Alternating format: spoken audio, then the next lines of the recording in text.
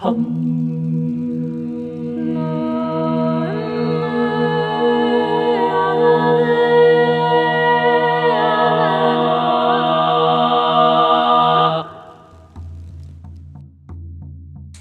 suis pas vraiment morte alors. Et bonjour tout le monde. Alors, je vous retrouve pour vous parler de cette pleine lune qui va avoir lieu le 15 novembre 2024 à 22h29 ou 21h29 en temps universel, calculé toujours à partir de Paris. Donc un soleil au 24e degré du Scorpion et la lune en face en Taureau sur le même degré, conjointe à Uranus. J'avais envie dans cet audio de pleine lune de vous parler de quelque chose d'un petit peu personnel, puisque j'ai accouché un 15 novembre d'un petit être humain très, très en colère. Et en étudiant cette pleine lune, je regarde dans mon cœur l'écho mémoriel qui se fait par rapport à cet événement. Alors sa révolution solaire qui s'affiche ici devant mes yeux et devant les vôtres me parle d'une joie dans la renaissance avec cet ascendant en Lion. En tout cas, c'est l'intention que j'écoute et que j'envoie. Alors à 3 jours près, il aurait eu Pluton en Verseau et cela aurait changé bien des choses, c'est certain, dans sa révolution solaire. Et donc dans cette pleine lune, cet enfant, il est de naissance avec un ascendant Capricorne. Et je retrouve bien là les marqueurs d'un Scorpion ascendant Capricorne dans ce placement de Pluton au seuil du Verseau. Le degré anarétique du Capricorne est puissant et chargé d'une énergie particulière en astrologie. Entre le 29e et le 30e degré, c'est un point culminant et un nouveau départ. Étant le dernier degré d'un signe, il marque un point culminant, un aboutissement, mais aussi le but d'un nouveau cycle, le début. Particulièrement ici, c'est un temps de deuil extrême pour renaître en Verseau. Les 3 jours de pleine lune sont un point d'apogée en Scorpion pour faire un bilan des événements de nos vies depuis 2008, où Pluton est entré en Capricorne. Il a déconstruit, ratissé, creusé, alchimisé nos terres hivernales, nos concepts, nos rapports à l'autorité. Toute notre vision du monde s'est retravaillée et même effondrée. On a vu apparaître des technologies modernes, puissantes, le pouvoir, la perte, les peurs. Pluton est un grand guérisseur. Je le vois comme Merlin l'Enchanteur avec sa magnifique robe bleue étoilée, sa baguette magique et son chapeau pointu. Pieds nus, en toute sobriété, sur la terre du Capricorne, le haut de son chapeau orienté vers les étoiles, telle une antenne qui capte les messages les plus lointains venus de l'au-delà. Nous sommes Merlin chaque fois que nous entamons un processus de mue et d'alchimie en nous et dans nos vies. Se ressentir aussi puissant que Merlin nous remet au cœur de notre authenticité et nous permet de nous sentir vivants bien au-delà des peurs et projections de la réalité que nous palpons. J'avais envie de vous parler un peu d'un artiste que j'apprécie énormément qui s'appelle Zhao Wuqi. Je ne sais pas si je prononce bien, c'est un peintre chinois abstrait qui était né en 1920 et qui est mort en 2013. Il était d'ailleurs devenu français. Il fait part d'une abstraction lyrique dans son œuvre. C'est un peintre moderne d'après-guerre et une de ses phrases fétiches que j'adore est « Ce qui est abstrait pour vous est réel pour moi ». Et en ce moment, je sens dans l'énergie que nous sommes dans ce rapport très compliqué de l'abstraction et de la réalité, de tous ces concepts qui nous sont proposés, de tous ces humains qui pensent et réfléchissent le monde et les concepts de l'au-delà. Et je suis très très sensible à ce décalage qui peut exister entre différents points de vue et de remettre, comme on dit, l'église au milieu du village en disant que ce qui est abstrait pour vous est réel pour moi permet également son opposé. Et dans l'œuvre de Zhao Wuqi, qui d'ailleurs est quelqu'un qui a suivi directement la lignée de Vassili Kandinsky, Il y a une volonté d'expression directe et pure et complètement libre de l'émotion, avec une intention d'improvisation dans les compositions. J'adore cette idée d'un désir d'énergie renouvelée. Alors je vous partage quelques-unes de ces peintures en fond d'écran, notamment Les allées d'un autre monde et il ne fait jamais nuit. C'est la peinture bleue. Donc je voulais introduire un petit peu cette pleine lune par l'idée que l'art, de toutes les façons, sauvera le monde. Je vous invite aussi à aller écouter les 2 vidéos que j'ai pu enregistrer qui parlent, l'une de Pluton et de son entrée en Verseau, où j'ai beaucoup détaillé l'énergie plutonienne, où je suis rentrée avec des métaphores, avec beaucoup d'analogies profondes de cette énergie plutonienne. Donc le lien est dans la description de cette vidéo, et pour rentrer dans le travail d'abstraction lyrique que m'inspire Zawuki, il y a aussi l'autre vidéo qui est une méditation à pratiquer les yeux fermés bien sûr et à vivre en toute simplicité, qui s'appelle la mue ou le baiser de Pluton. Et c'est une métaphore justement en analogie à la mue, à la mort et la renaissance. Et c'est un travail spécifique que j'ai pu faire moi-même, puisque cette méditation m'est descendue dans ma pratique artistique. Et c'est un petit peu ce travail que nous réserve Pluton. Et je trouve que de pouvoir se poser dans une méditation et de se laisser porter par des images, par un rêve, par des métaphores, nous permet de rentrer plus en douceur dans cette fameuse abstraction de ce que l'on peut ressentir. J'ai aussi détaillé l'énergie dans la vidéo de Nouvelle Lune du 1er octobre qui coïncidait justement avec la fête des morts. Je vous remets tous les liens en description. Aussi, je vais m'attarder ici sur mes ressentis de cette pleine lune.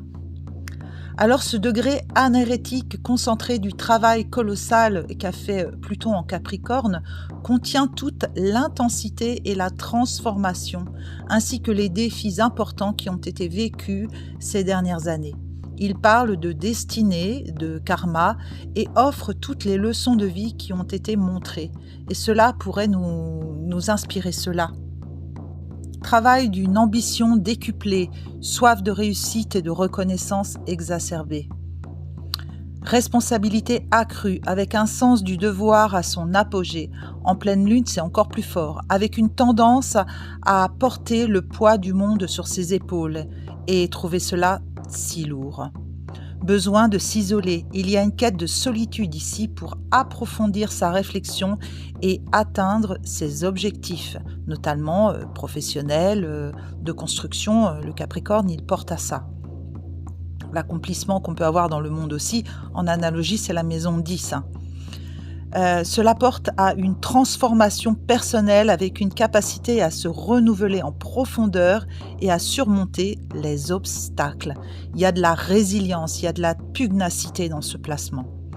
Un potentiel immense, aussi vaste que les défis à relever.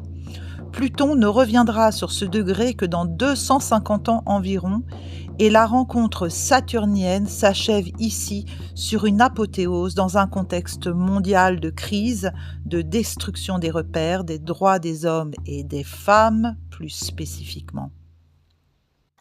Les hommes, avec un grand H, vide de sens, se ruent sur la prise de pouvoir et l'autorité excessive, faisant du patriarcat un outil asservissant. Ils jouent leur carte de l'abrutissement des masses sous l'écrasante force destructrice d'un pouvoir autoritaire, excessif, inhumain, en action. Car oui, Pluton rime aussi avec politique et actuellement, il y a des joutes violentes sur cette terre pour tenter de prendre et récupérer ce fameux pouvoir. Des humoristes des années 90 disaient « On ne veut pas le pouvoir pour le pouvoir, mais le pouvoir pour pouvoir. » Je vous laisse le temps de réflexion. Pourquoi désirons-nous le pouvoir ? Est-ce un reflet de notre insignifiance, la peur de perdre, la vulnérabilité qui refuse de s'incarner? Qui veut le pouvoir et pourquoi faire? Le leader ou le dealer? Le contrôle? À quelle fin? Alors ce placement de Pluton au seuil du Verseau nous déverse une immense leçon d'humilité, passée par de multiples mutilations et humiliations. Le Verseau dont le maître est Uranus est tel un adolescent rebelle qui s'affranchit des lois de son père Saturne ou le Capricorne. C'est le choc des titans qui croient mieux que l'autre ce qui est bon et à faire.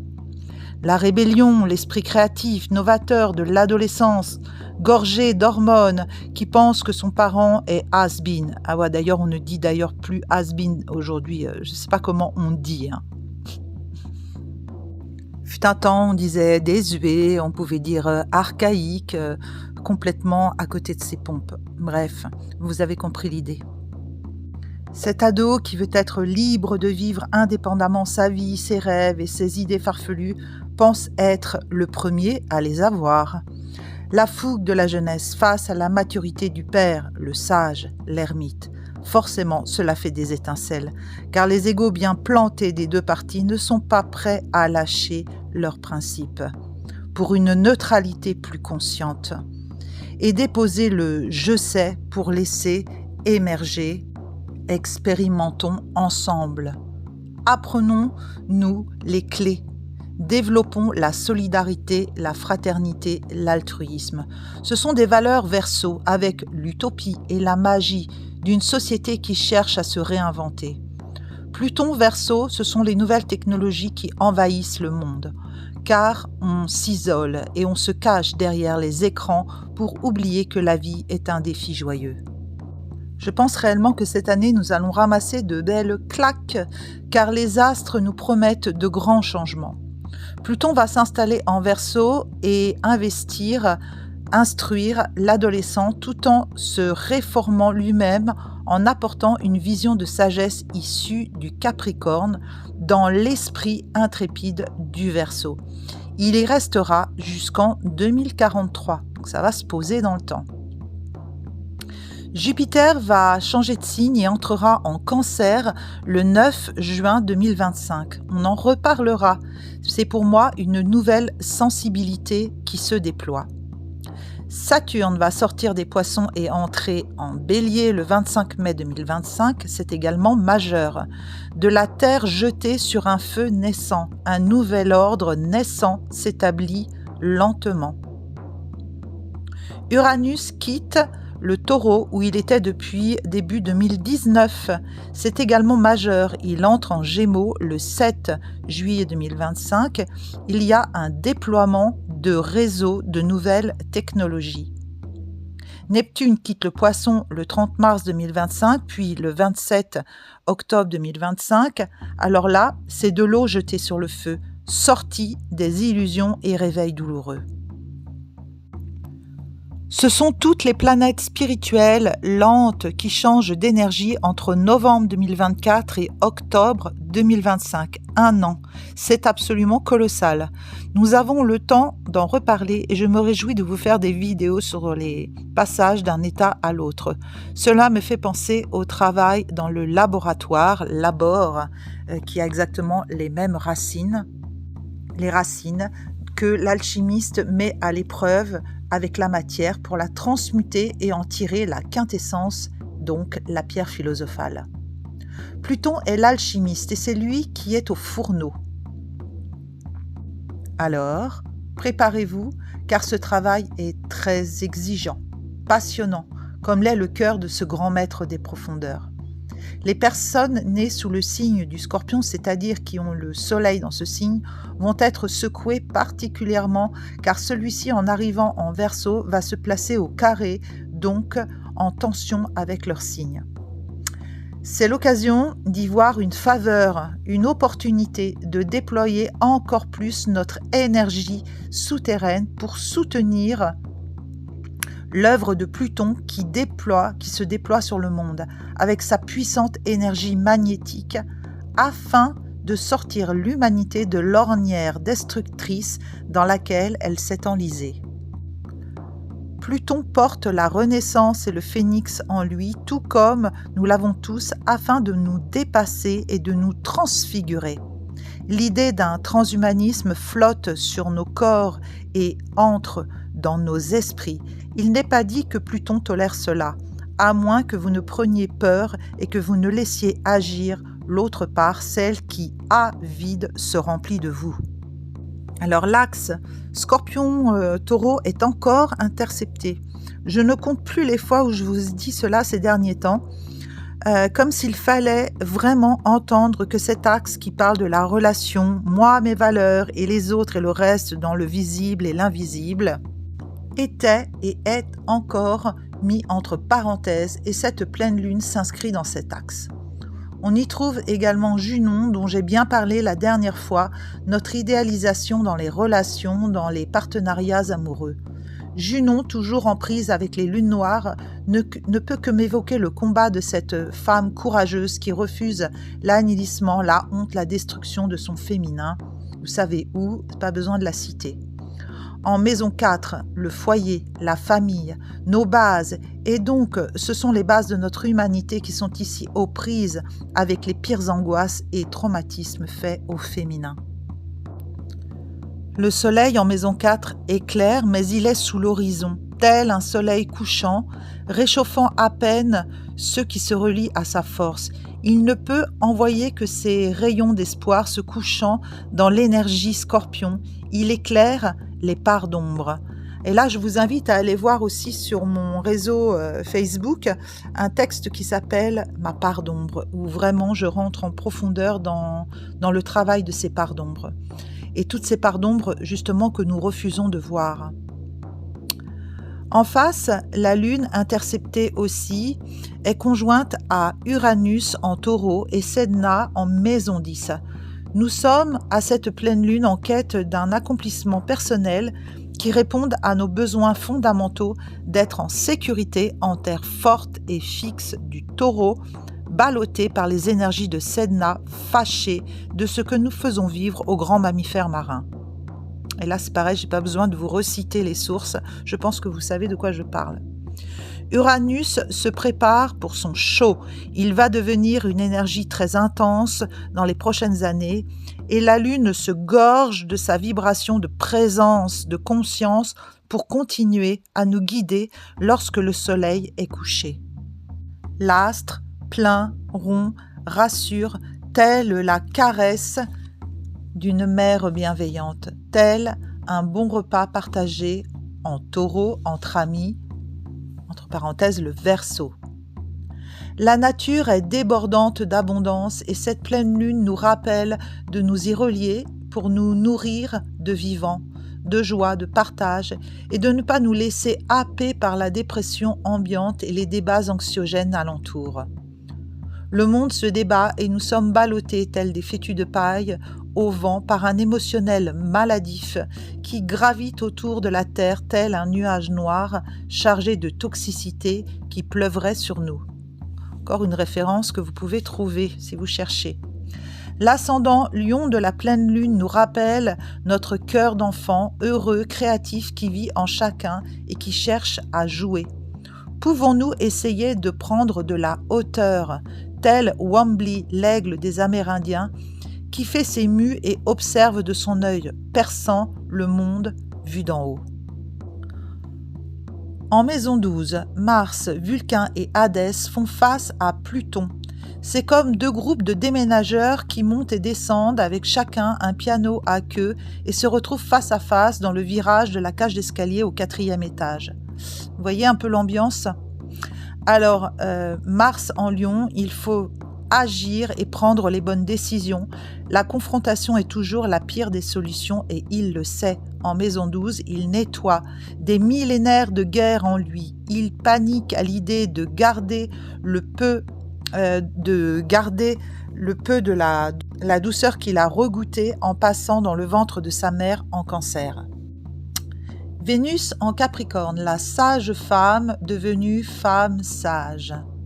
prend soin de ses enfants, maison 5, et veille sur son cœur créatif. Mercure Sagittaire se lance de nouveaux défis intellectuels, des réseaux de communication s'activent, il voit grand, il voit loin. Il commencera sa rétrogradation le 27 novembre 2024 jusqu'au 16 décembre 2024. Et là, je pense que nous serons calmés. Lol. Cérès Capricorne s'occupe de son foyer, le rend confortable, agréable. Il est en maison 6. C'est la saison des petites douceurs sous les plaids au coin du feu. Les réserves sont faites, nous sommes en sécurité. Car oui, rappelons-nous que la plupart des personnes qui écoutent ces audios font partie des multiples privilégiés de ce monde. Relativisons. Le passé nostalgique n'existe pas, le futur hypothétique angoissant n'existe pas. Que reste-t-il? Le cadeau de l'instant présent. Notre foyer intérieur est-il sécure en Capricorne? Ou faut-il doucement, avec tendresse, aller regarder ces parts d'ombre qui nous encombrent? Il est encore temps car le soleil n'entrera en Sagittaire que le 22 novembre 2024. Avec la lanterne de l'ermite allumée, vous ne risquez pas de vous perdre, alors plongez. Le Bélier offre de grands espaces de guérison et d'espoir avec Chiron le centaure toujours présent, et le nœud nord qui nous guide dans le tunnel de notre incarnation vers le but que l'on vise. Chemin faisant, n'oublions pas que nous sommes tous une étincelle de vie et un atome de joie. Neptune et Saturne en Poisson se chargent de travailler nos illusions et addictions, le rêve, la réalité, l'abstrait et le concret, ce qui nous ramène à nouveau à l'œuvre de Zhao Wuqi. Et pour finir, je voulais vous parler du nœud sud en Balance qui déverse ses talents et expériences depuis son vase de vie et rayonne avec Vesta, l'astéroïde du feu sacré, aidant les lunes noires à sortir des enfers, des dévotions, des loyautés sacrificielles et mises au service, les esclavagismes de cette humanité. Et c'est pas peu dire. La période est difficile, nous avons beaucoup de brouillard mental et cérébral, englués dans des pensées invasives et des neurones détraqués par des cols absorbés malgré nous. La seule alternative est de se connecter le plus possible les uns aux autres, créer une humanité alternative qui protège le vivant. Accepter sans se rendre malade ce qui ne peut être changé et expérimenter le cœur ouvert tout ce que la magie du vivant propose. Ensemble pour vivre mieux, pour s'entraimer. La part de chance, fortuna, espace de grâce trône fièrement sur la porte de la maison 7, l'amour, le couple, les partenariats. Alors si nous laissions nos cœurs parler, pour une fois. Et bon anniversaire à mon trésor, mon ventre pétille de joie, de moi à toi. À bientôt les amis.